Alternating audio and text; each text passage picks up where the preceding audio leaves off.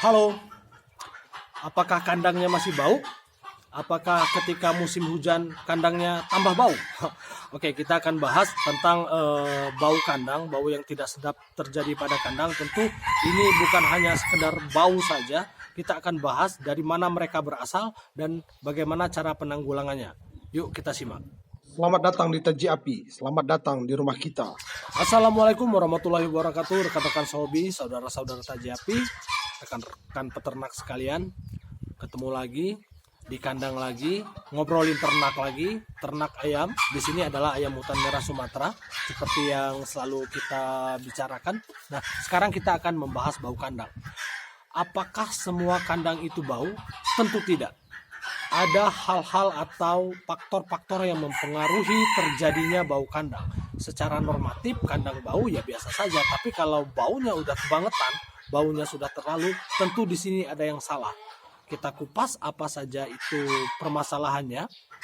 Kita akan masuk pada poin yang pertama, yaitu dari mana bau kandang ini berasal dan apa penyebabnya bau kandang.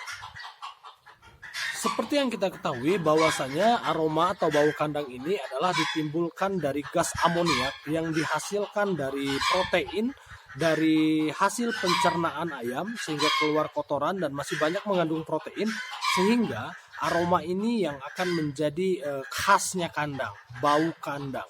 Nah, tentu saja hal ini ketika masih dalam tahapan wajar dan tidak terlalu, tentu akan aman-aman saja.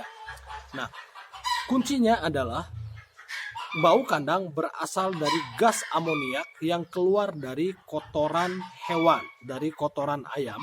Nah, tentu saja bau ini akan diperparah lagi dengan elemen-elemen lain sehingga membuat aroma kandang menjadi sangat menyengat. Aroma kandang yang menyengat tentu tidak semata-mata dihasilkan oleh kotoran hewan atau kotoran ayamnya.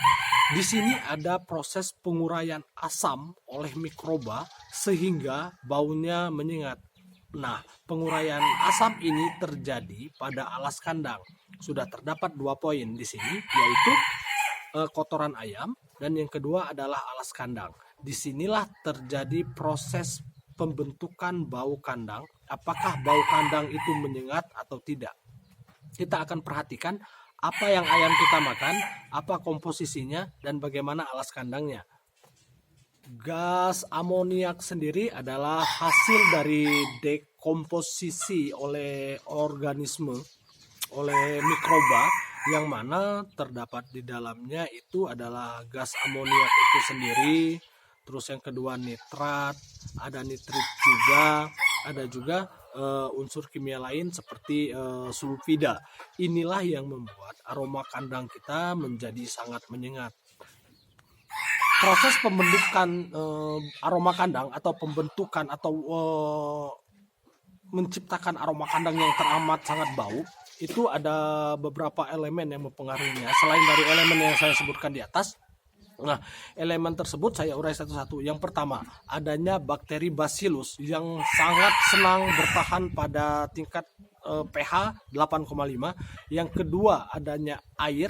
Yang ketiga, adanya kotoran. Dan yang keempat, adanya oksigen. Inilah yang membuat proses pembusukan dan menciptakan bau terhadap kandang kawan-kawan. Bahkan di kandang kami sendiri, kalaupun tidak dikendalikan, ini akan bau. Efek apa yang ditimbulkan? Ya, pertama tadi bau. Yang kedua adalah lalat, yang ketiga adalah penyakit, yang keempat adalah komplain dari tetangga. Kenapa kandangnya sangat bau dan kenapa tidak dijaga? Biasanya seperti itu. Nah, sekarang setelah kita bahas dari awal bagaimana proses terciptanya bahan-bahan yang tercipta bau dan bagaimana proses terjadinya bau, kita akan masuk kepada sesi bagaimana proses penanggulangan kandang agar tidak bau. Dalam proses penanggulangan kandang atau perawatan kandang kita akan pecah menjadi 2 ya. Yang pertama adalah kandang kering, yang ketiga adalah kandang terbuka atau kandang umbaran seperti yang ada di belakang kami ini.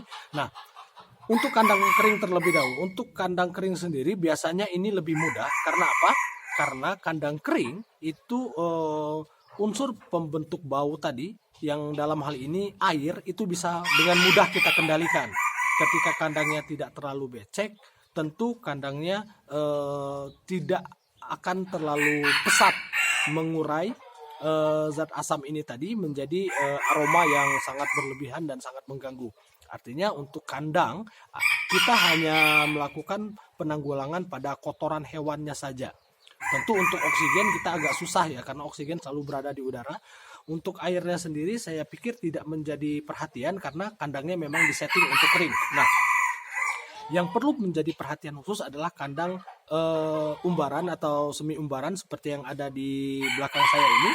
Tentu selain untuk ternak ayam, ternak entok dan bebek juga akan berpengaruh. Ketika musim hujan datang, apa yang harus kita lakukan pada saat kita tidak bisa mengendalikan air yang sangat berlebihan? Nah, ini yang menjadi masalah.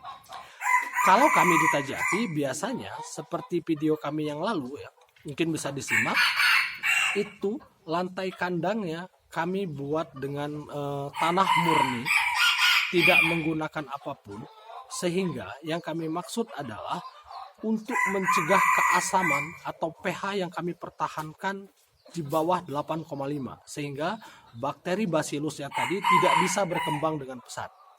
Terus yang kedua adalah settingan lantai kandang, bisa dilihat ya, mungkin di belakang saya bisa dilihat bagian tengahnya itu selalu lebih cekung daripada bagian sisi kiri dan sisi kanan, di mana kami memaksudkan bahwasanya ketika ada air yang berlebihan, airnya terjebak di tengah, tidak menyentuh kepada bagian-bagian di mana kotoran hewan berada.